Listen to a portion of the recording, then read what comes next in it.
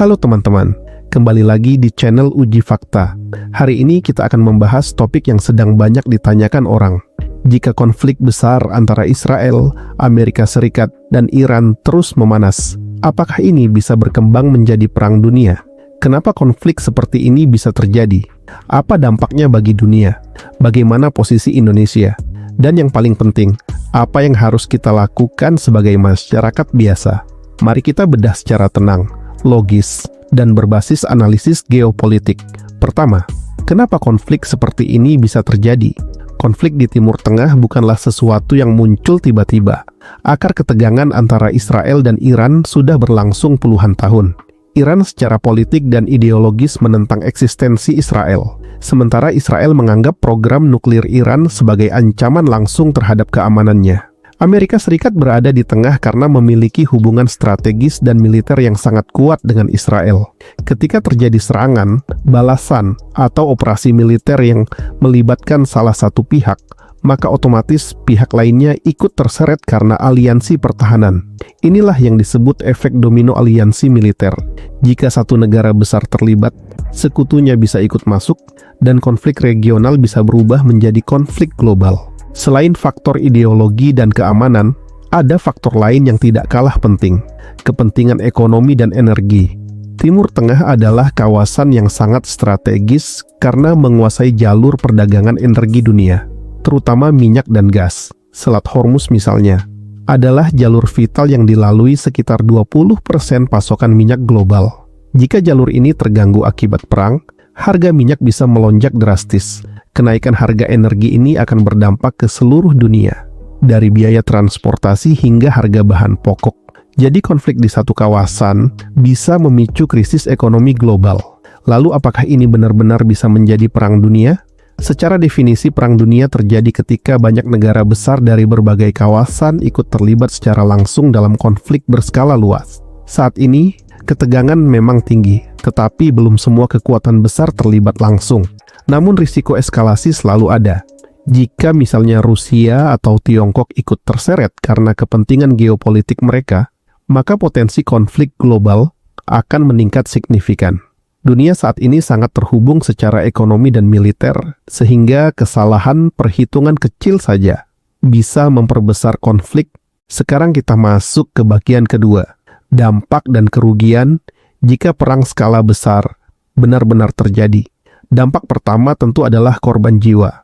Perang modern bukan hanya soal tentara melawan tentara, tetapi juga melibatkan serangan rudal jarak jauh, drone, bahkan potensi serangan siber yang melumpuhkan infrastruktur sipil.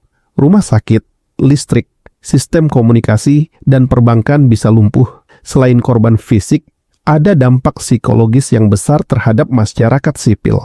Dampak kedua adalah krisis ekonomi global. Jika harga minyak melonjak, negara-negara pengimpor energi akan mengalami inflasi tinggi. Harga bahan bakar naik, ongkos produksi naik, harga makanan naik. Pasar saham bisa anjlok karena ketidakpastian. Investor akan menarik dana dari negara berkembang dan memindahkannya ke aset yang dianggap aman seperti emas atau dolar Amerika Serikat. Negara dengan utang besar akan semakin tertekan. Dampak ketiga adalah krisis kemanusiaan.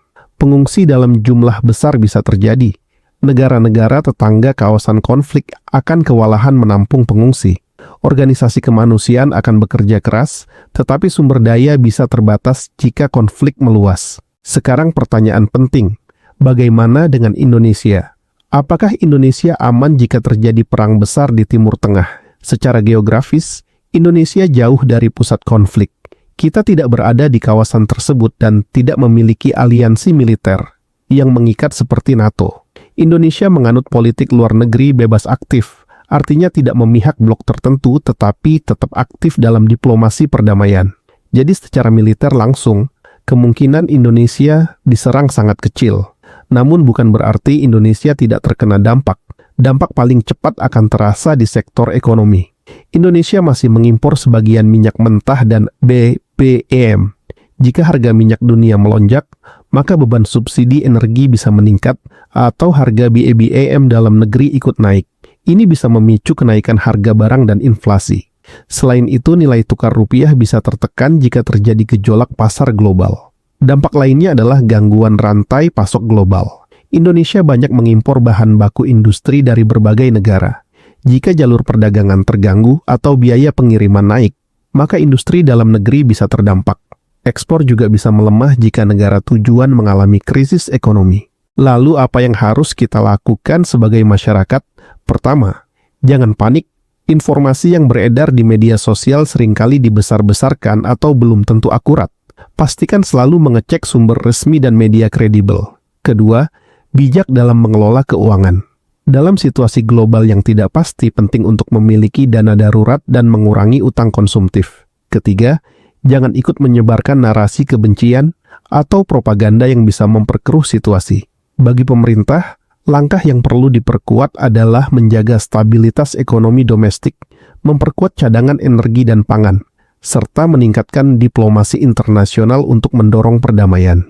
Indonesia bisa berperan sebagai mediator karena reputasinya sebagai negara non-blok dan anggota G20. Kesimpulannya, konflik antara Israel, Amerika, dan Iran memang berpotensi memicu ketegangan global, tetapi belum tentu menjadi perang dunia jika diplomasi masih berjalan. Dampaknya terhadap dunia dan Indonesia lebih banyak pada sisi ekonomi dan stabilitas global dibanding ancaman militer langsung.